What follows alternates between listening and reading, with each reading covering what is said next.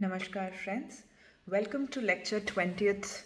And today we are going to be speaking about the Buddhist monuments at Sanchi.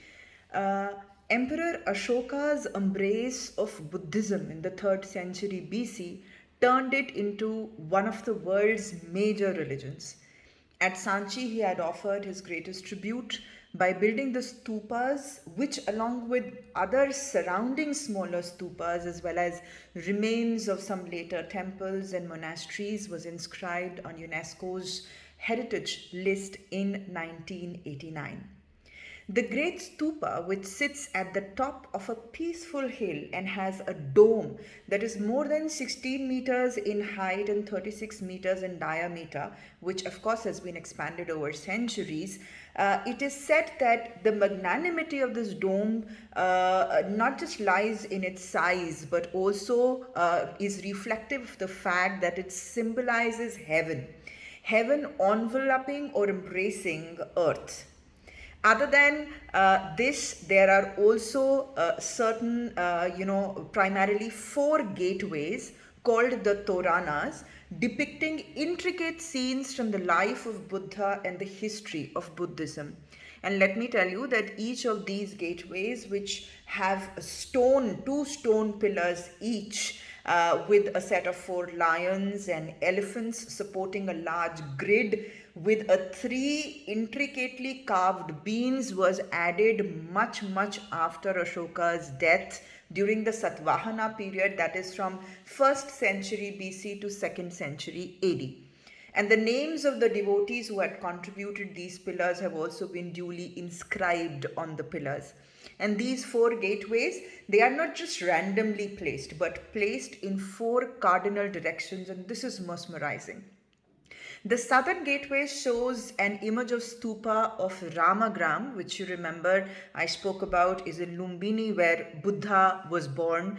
And it also reflects certain scenes from Kushinagar, which is a place in UP where it is claimed that Buddha attained his Mahaparinirvana, which is the ultimate state of nirvana, or some may say he breathed his last.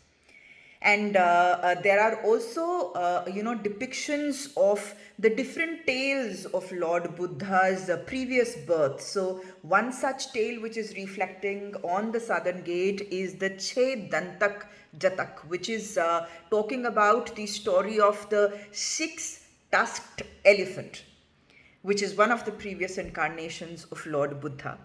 The Western Gate also shows similar scenes, in addition to carvings depicting Buddha's first sermon, which I told you took place in the deer forest at Sarnath, and the enlightenment which he achieved or accomplished under the Bodhi tree at Bodh Gaya also is shown on the stone carvings. The northern gateway shows scenes from different incarnations of Buddha again, in addition to a depiction of an event leading up to enlightenment when Sujata offered him food. Let me briefly tell you what it is all about. So the Pali tradition says that in every incarnation of Lord Buddha, he was offered milk rice from some maiden just before they attained enlightenment.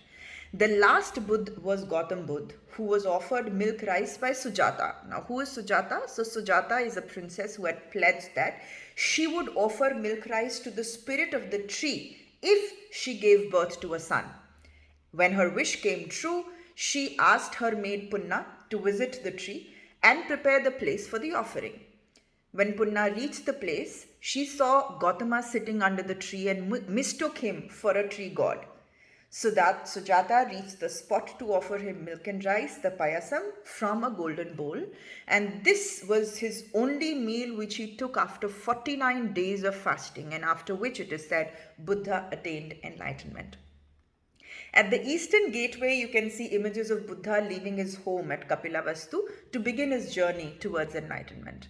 There's also a scene of Emperor Ashoka visiting the Bodhi tree, and this is very interesting because this carving, coming at least 100 years after the building of Great Stupa, is an important tribute not just to Lord Buddha but also to Ashoka, the man who so passionately embraced Buddha's teaching. The main body of the Great Stupa symbolizes the cosmic mountain, And in Buddhist architecture, a square fence-like enclosure symbolizing heaven is built on the top of the dome of Stupa, and this is called Harmika. Its purpose is to hold the triple umbrella or the Chatravali, which represents the three jewels of Buddhism: the Buddha himself, who is nothing but a teacher or an enlightened being; Dharma, the fundamental duties of reality; and the Sangha, that's the community.